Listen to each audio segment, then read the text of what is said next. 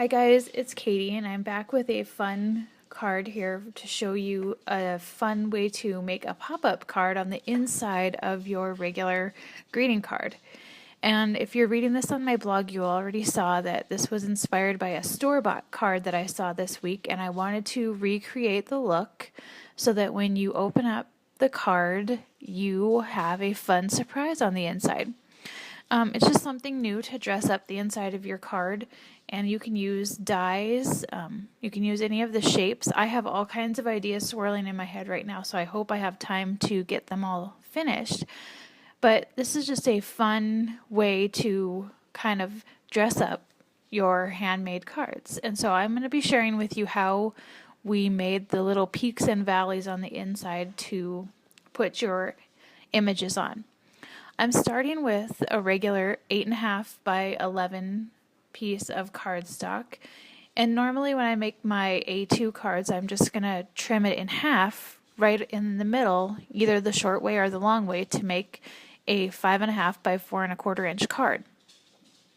However, this time I'm going to be trimming it down the middle, but I'm going to be trimming it at 5.5 inches instead of 4.25. So the front part will still be 4.25 by 5.5 inches, but I'm just going to trim it the long way so I have some area in the middle to work with my little ridges on the inside, I guess is what I'm going to call them. However, to make this work, I needed to trim off 5/8 of an inch off the bottom or off one side of the card. And like I said, I was just kind of doing trial and error, just playing around with this to see how it would work. And this made the most sense to me when it came to scoring in the middle. It was the easiest for me to do the math. So I'm just going to use my Martha Stewart scoring board, and I'm going to score 3 lines on the top here. These are going to be kind of the valleys in the the folds inside the card. So I'm scoring at 4.25, 5.25, and 6.25.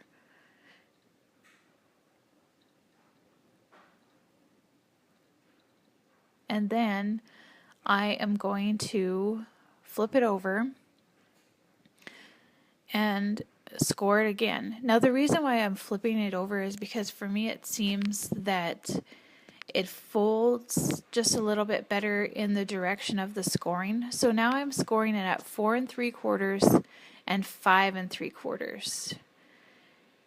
And then I'm just going to kind of do the back and forth folding that needs to be done to make the little ridges. And here I just flipped it over because I wanted to make sure that it was still at 4.25, and it should be.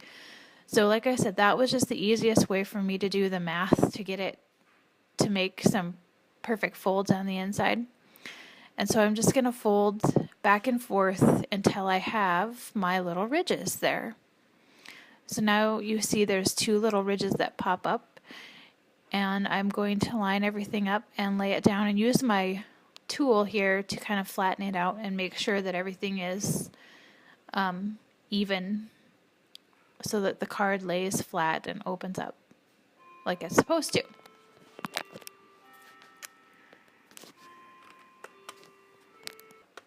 Okay, my clock was chiming in the background. So now I'm just going to make the front of my card, and I'm keeping it really simple, simply for the sake of time, but also because the inside has got a lot of stuff going on. This part, you can totally do however you want. You can go as crazy as you want on the front and the inside. But I'm just using some stars that I cut and some gray ledger paper here. I'm kind of trying to keep it boyish theme. And then I'm just going to pop up this little yellow star. I'm just using scraps of paper that were in my scrap box that I knew would kind of go together. But I will link up all of the supplies and everything and find the colors and names and put that in my blog post.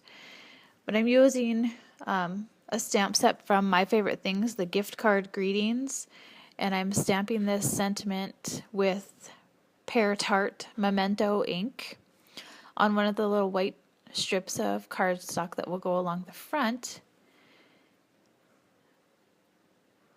There we go.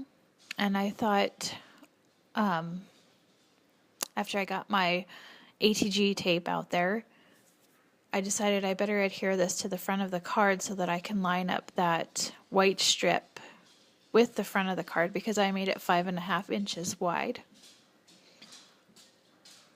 So I'm adhering that to the front part of the card, and then I will stick the sentiment on there as well. There we go. I'm just going to slide it up under that little yellow star that I popped up on a foam dot and make sure I have everything lined up. And there we go. So there's the front of my card. Now I'm ready to decorate the inside. And I just went ahead and I die cut a whole bunch of stars with some My Favorite Things star dies. And like I said, they were just random pieces of cardstock that I had in my scrap box that went together and were kind of boyish colors. So I'm just using my mono multi-glue and adhering it to the little inserts that are popped up there. And you want to make sure that you stick them on there good so that they stay. And like I said, at this point, you can just go crazy with the ideas of decorating. You could make a little scene inside, have some snowman or some hearts or balloons, anything like that. I'm really excited that I found this kind of a fun technique. And it does add a little bit of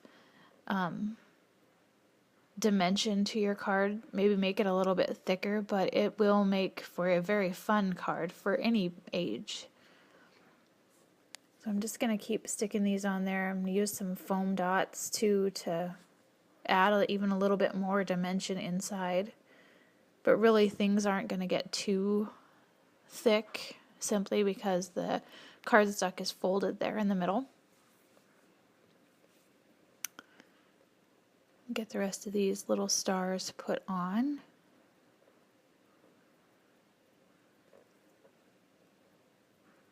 And then I will show you what things will look like. And it really is quite fun to open up the card and see. There we go. Okay, so now I have all of my stars, and I didn't really line anything up. They're just kind of random, which is fine too. And there's my card, and ready to open up and pop up the stars. All right. Well, that was very simple, and I hope you guys give it a try, and if you do, let me know. I would love to see what kind of ideas you have found for the inside of your card. Thank you guys for watching. Make sure that you subscribe for more videos, and click the link in the bottom of this video to head over to my blog post so you can see all the supplies used today. Have a great day.